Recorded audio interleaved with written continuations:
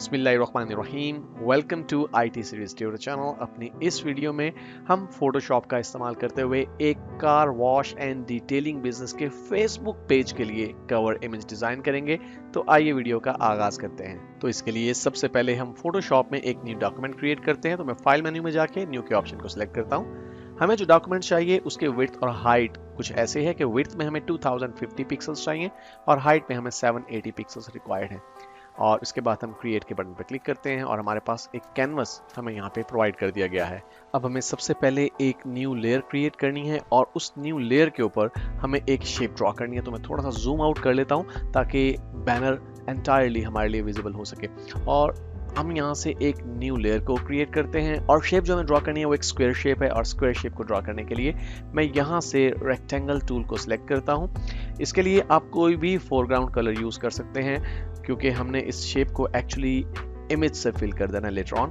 तो मैं शिफ्ट का बटन प्रेस रखते हुए यहाँ पे एक शेप ड्रॉ करता हूँ ताकि ये एग्जैक्टली स्क्वायर शेप में ड्रॉ हो। अगर मैं शिफ्ट का इस्तेमाल नहीं करूंगा तो ये एग्जैक्ट स्क्वायर ड्रॉ नहीं होगा। लीजिए ये एक स्क्वायर ड्रॉ हो चुका है। अब मुझे मूव टूल को सिलेक्ट करना है और जो ही मैंने इसे सिलेक्ट किया आप देखिए कि इस शेप के गिर्द मुझे ट्रांसफॉर्म हैंडल नजर आ रहे हैं। इनकी मदद से मैं इसे रीसाइज कर सकता हूँ या रोटेट कर सकता हूँ। अब मुझे इसे रोटेट करना है, लेकिन रोटेट करना है कुछ इस तरह से कि इसका टॉप और बॉटम एज रोटेट होने के बाद मेरे बैनर के टॉप और बॉटम एज को बिल्कुल टच होना चाहिए। तो मैं इसे रोटेट करता हूँ यहाँ पर देखिए कुछ इस तरह। और यहाँ पर रोटेट करने के बाद अब मुझे इसे करना है रीसाइज, क्योंकि हमें एग्जैक्टली वही साइज चाहिए जिसमें हमारी इस शेप का टॉप और बॉटम एज एग्जैक्टली टच कर रहा हो हमारे बैनर के टॉप और बॉटम एज को। तो मैं शिफ्ट की मदद से इसे फिर रीसाइज करता हूँ।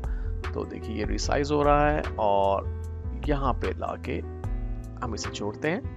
इस एक शेप को परफेक्टली ड्रॉ करना और परफेक्टली रोटेट करना बहुत इंपॉर्टेंट है, क्योंकि इसी शेप की हमने मल्टीपल कॉपीज प्रोड्यूस करनी है। अभी अगर हम देखें तो इस शेप का कुछ हिस्सा जो है वो टॉप से इस बैनर से बाहर जा रहा है और कुछ हिस्सा बॉटम से भी इस बैनर से बाहर है। तो मैं इसे थोड़ा सा मजीद रीसाइज करता हूँ शिफ्ट की मदद से। ये लीजिए और इसे हम अब अगर देखें तो ये ऑलमोस्ट टच कर रहा है बॉटम और टॉप एज को। लेकिन अभी भी अगर आप बॉटम पे देखें, थोड़ा सा जूम इन करके देखें, थोड़ा सा हिस्सा जो शेप का है वो बाहर जा रहा है। तो हमें मजीद थोड़ा सा इसे रीसाइज करना है, माइनर सा। ये लीजिए, और रीसाइज करने के बाद हमने इसे रोटेट भी करना है प्रॉपर्ली कि ये एग्जैक्टली एक ट्रायंगल की शेप बननी चाहिए इस तरह से जब हम इसे राइट एज पे लेके जाएं। ओके, मैं इन ट्रांसफॉर्म हैंडल्स को डिसेबल करता हूं ताकि हम क्लियरली देख सकें। मैं इस शेप को थोड़ा सा ऊपर की तरफ मूव करता हूं यहाँ पे। ओके, अब आप देख रहे हैं कि ये शेप परफेक्टली रिक्वायरमेंट के मुताबिक रीसाइज हो चुकी है। तो मैं थोड़ा सा जूम आउट करता हूं और इस शेप को मैं ड्रैग करता हूं राइट साइड पे इस तरह से और यहाँ ला के मैंने इसे एडजस्ट कर दिया। लीजिए, यहाँ तक का काम थोड़ा सा मुश्किल था, अब काम आसान है। हमने अब इस शेप की मल्टीपल कॉपीज प्रोड्यूस करनी है और उनकी मदद से हम इस कवर इमेज को कंप्लीट करने वाले हैं। तो इस एक शेप की मल्टीपल कॉपीज प्रोड्यूस करने के लिए मैं लेयर 2 को सिलेक्ट करता हूं और कंट्रोल J प्रेस करता हूं। इससे एक और कॉपी प्रोड्यूस होगी इस शेप की और मैं इसे ड्रैग करके इस तरह से यहाँ टॉप पे ला सकता हूँ। आपने इस चीज का ख्याल रखना है कि आपकी ये दोनों शेप्स एग्जैक्टली पैरेलल होनी चाहिए। अब आपने एरो कीज की मदद से इसे थोड़ा सा अपवर्ड और थोड़ा सा लेफ्ट साइड पे इस तरह से मूव करना है कि कुछ इस तरह की शेप बन जाए। लीजिए, अब हमें इसकी एक और कॉपी चाहिए और इसके लिए हम कंट्रोल J की शॉर्टकट कमांड का इस्तेमाल करेंगे और ये लीजिए एक और कॉपी बन चुकी है और इसे भी मैं ड्रैग करके ले आता हूँ कुछ इस तरह से। और आपने इसे इस तरह से एडजस्ट करना है कि इसका जो कॉर्नर है और इस शेप का कॉर्नर है ये एग्जैक्टली एक दूसरे के सामने होने चाहिए। तो मैं थोड़ा सा इसे राइट साइड पे और थोड़ा सा डाउन साइड पे एरो कीज की मदद से मूव करता हूँ। लीजिए, अब इनके कॉर्नर्स एग्जैक्टली एक दूसरे की सीध में हैं। मुझे इसकी एक और कॉपी चाहिए तो मैं कंट्रोल J की मदद से एक और कॉपी प्रोड्यूस करता हूँ और इस कॉपी को मैं ड्रैग करता हूँ यहाँ पे। और अब इसे मैं कुछ इस तरह से एडजस्ट करना चाहता हूँ कि ये इनके एजेस के साथ बिल्कुल पैरेलल एडजस्ट हो जाए। तो मैं यहाँ पे अपने जो एरो कीज हैं उनकी मदद से इसे मूव कर रहा हूँ स्लाइटली। लीजिए, यहाँ पे ये एडजस्ट हो चुका है। अब हमें मजीद एक कॉपी चाहिए इसी शेप की तो मैं कंट्रोल J की मदद से इसकी कॉपी प्रोड्यूस करता हूँ और इसे मैं एडजस्ट कर देता हूँ कुछ इस तरह से यहाँ लाके। लीजिए, हमारे इस कवर इमेज का जो राइट पोर्शन है वो यहाँ पे कंप्लीट हो चुका है। अब हमें लेफ्ट साइड पे एक नई शेप ड्रॉ करनी है, और इस नई शेप को ड्रॉ करने के लिए मैं एक न्यू लेयर सबसे पहले क्रिएट करता हूँ, और इस न्यू लेयर पे मैं रेक्टेंगल टूल से एक शेप ड्रॉ करता हूँ। ये लीजिए, मैंने एक शेप ड्रॉ की, और इस शेप का जो कलर है वो मैं डिफरेंटली सिलेक्ट करना चाहता हूँ। तो अब की बार मैं डिफरेंट कलर सेलेक्ट करता हूँ, यहाँ से कोई भी कलर मैं सेलेक्ट कर सकता हूँ, आप भी कोई भी कलर यूज कर सकते हैं। और इसके बाद फिल बकेट की मदद से मैं इसे फिल कर देता हूँ इस शेप में। अब मुझे इस शेप को करना है रीसाइज, तो मैं कंट्रोल टी की मदद से इसे रीसाइज कर सकता हूँ। और इसे जब रीसाइज कर रहा हूँ तो एक चीज का आपने ख्याल करना है कि आपकी विड्थ और हाइट के दरमियान एक लिंक मौजूद है। ये लिंक इस वक्त डिसेबल्ड है, और इसे डिसेबल ही होना चाहिए। अदरवाइज अगर ये एनेबल्ड होगा तो आप अगर इसकी विड्थ बढ़ाएंगे तो इसकी हाइट भी ऑटोमेटिकली बढ़ेगी एक खास प्रोपोर्शन में जाने के बाद। तो आपने इसकी विड्थ और हाइट के दरमियान जो लिंक है उसे ब्रेक कर देना है, और उसके बाद आपने इसकी जो साइज है उसे चेंज करना है। ओके, हम इसे चेंज करते हैं, और चेंज करने के बाद सिंपली ये लीजिए, हमने इसे करना है रोटेट, और रोटेट इस तरह से करना है कि ये अल्टीमेटली आके बिल्कुल इस तरह से एडजस्ट हो जाए। तो मैं थोड़ा सा जूम आउट करता हूं ताकि ये प्रॉपर्ली मेरे लिए विजिबल हो सके। मैं इसके साइज को एनहेंस करता हूं, और यहाँ पे लाके हम इसे थोड़ा सा एरो कीज की मदद से मूव करते हैं। ओके, और यहाँ पे ये परफेक्ट लग रहा है। मैं इसे एग्जैक्टली इसके साथ टच कर रहा हूँ, यानी इनके जो एजेस हैं उन्हें टच होना चाहिए एक दूसरे के साथ, क्योंकि लेटर ऑन इसके दरमियान हम एक मार्जिन ड्रॉ करने वाले हैं। ओके, थोड़ा सा रोटेशन हमें जो है वो कंट्रोल करनी पड़ेगी ताकि ये प्रॉपरली एडजस्ट हो सके एक दूसरे के साथ। लीजिए, और इस बॉक्स को थोड़ा सा मैं डाउन साइड पे मूव करके मजीद थोड़ा सा एडजस्ट करता हूँ। ये लीजिए, और ओके कर दिया मैंने।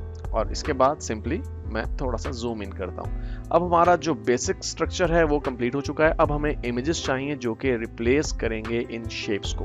तो मैंने पहले से कुछ इमेजेस unsplash.com से डाउनलोड कर रखे हैं, और मेरे पास डेस्कटॉप पे वो मौजूद हैं। तो मैं उन इमेजेस को वन बाय वन इसी डॉक्यूमेंट के अंदर इंसर्ट करना चाहता हूँ। तो मैं फाइल मेन्यू में जाता हूँ, और यहाँ पे एक ऑप्शन है प्लेस एम्बेडेड। जब आप प्लेस एम्बेडेड के ऑप्शन को सिलेक्ट करते हैं तो इसी डॉक्यूमेंट के अंदर कोई भी एलिमेंट आप इंसर्ट कर सकते हैं। तो मैं डेस्कटॉप पे जाता हूँ, डेस्कटॉप पे मेरे पास कार डिटेलिंग का फोल्डर है, और यहाँ से मुख्तलिफ इमेजेस मेरे पास मौजूद है। मैं इमेज 2 को सिलेक्ट करता हूँ और प्लेस के ऑप्शन को यूज करता हूँ। लीजिए, अब इसे करना यह है कि हम इसे ड्रैग करते हैं और लेके आते हैं यहाँ पे इस शेप के बिल्कुल ऊपर, और शेप पे लाने के बाद अब आपने ये देखना है कि जो शेप हम रिप्लेस करना चाह रहे हैं इस इमेज के साथ वो कौन सी है। एक्चुअली वो शेप लेयर 2 है, तो मुझे इस लेयर को ड्रैग करना है, और ड्रैग करके लेयर 2 के बिल्कुल ऊपर लेके जाके छोड़ देना है। और इसके बाद मुझे क्लिपिंग मास्क का ऑप्शन यूज करना है, और क्लिपिंग मास्क का ऑप्शन आप यूज कर सकते हैं अगर आप ऑल्ट की प्रेस करें और आप कर्सर लेकर आए इन दोनों लेयर्स के बिल्कुल दरमियान में, तो देखिए कुछ इस तरह का एरो बन जाएगा। उस वक्त अगर मैं माउस का लेफ्ट बटन प्रेस करता हूं तो देखिए अब जो ये मेरा इमेज है वो एडजस्ट हो गया इस शेप की जगह। तो मैं इसे यहाँ पे मूव भी कर सकता हूँ जहाँ पे आप इसे एडजस्ट करना चाहें। अगर आप मुतमईन ना हो इस साइज से तो सिंपली ऑल्ट का बटन दोबारा से प्रेस करके आप रिमूव कर सकते हैं क्लिपिंग को, और इस सूरत में ये इमेज अब अलग से मौजूद है और आप इसे रीसाइज कर सकते हैं। सिंपली इसे सिलेक्ट करें, कंट्रोल टी प्रेस करें, रीसाइजिंग हैंडल्स आ गए, आप इसे रीसाइज कर सकते हैं, और रीसाइज करने के बाद आप इसे दोबारा से क्लिप कर सकते हैं। लीजिए, मैंने इसे क्लिप कर दिया। अब इसी तरह से मुझे डिफरेंट इमेजेस जो है वो अपने इन शेप्स में इंसर्ट करने हैं। तो मैं वन बाय वन वो इमेजेस इंसर्ट कर रहा हूं। तो वीडियो की लेंथ को शॉर्ट रखने के लिए मैं ये काम थोड़ा फास्ट वे में करने वाला हूं।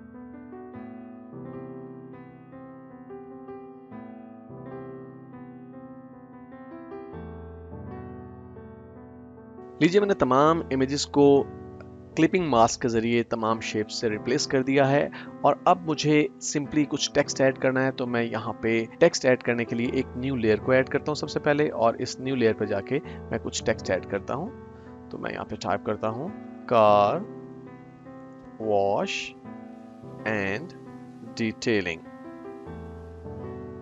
ओके, और मुझे इसका जो टेक्स्ट कलर है वो चेंज करना है। तो मैं इसे पहले पोजीशन करता हूँ प्रॉपरली और फिर से मैं सिलेक्ट करके यहाँ से वाइट कलर का इंतखाब कर लेता हूँ। लीजिए टेक्स्ट भी ऐड हो गया। और आखिरी काम जो अब हमारा बाकी है वो ये कि इस शेप और इन शेप्स के दरमियान मैं एक शेप मजीद ऐड करना चाहता हूँ। तो मैं एक न्यू लेयर ऐड करता हूँ और उस न्यू लेयर पे जाके मैं एक और रेक्टेंगल शेप ड्रॉ करने वाला हूँ। और ये बड़ी थिन सी रेक्टेंगल शेप होनी चाहिए, कुछ इस तरह की।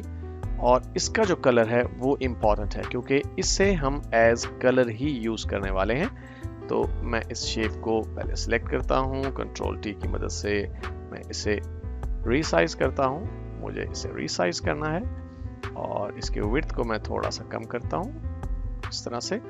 और अब मुझे इसे रोटेट करना है, लेकिन रोटेट इस तरह से करना है कि ये बिल्कुल इन शेप्स के बिल्कुल पैरेलल आ जाए। तो मैं कंट्रोल प्लस की मदद से थोड़ा सा जूम इन करता हूँ और फिर मैं इसे करता हूँ रोटेट यहाँ से। और रोटेट करने के बाद मुझे इसे ड्रैग करके यहाँ लेके आना है और यहाँ पे लाके मैं ये डिटरमिन कर सकता हूँ कि ये प्रॉपरली अपनी सही जगह पे प्लेस हो रहा है या नहीं। ओके, और मैं इसे थोड़ा सा यहाँ पे लाके इस तरह से, अभी देखिए ये प्रॉपरली रोटेट नहीं हुआ, तो हम इसे मजीद रोटेट करते हैं ताकि ये बिल्कुल इसके पैरेलल हो जाए यहाँ पे। ओके, और इसके बाद हमें इसमें कोई कलर यूज़ करना है। तो जो कलर भी आप यूज़ करना चाहें कर सकते हैं, वैसे ये कलर भी बुरा नहीं लग रहा। तो आपने देखा कि किस तरह आप चंद बेसिक टेक्निक की मदद से एक खूबसूरत फेसबुक पेज की कवर इमेज को डिज़ाइन कर सकते हैं।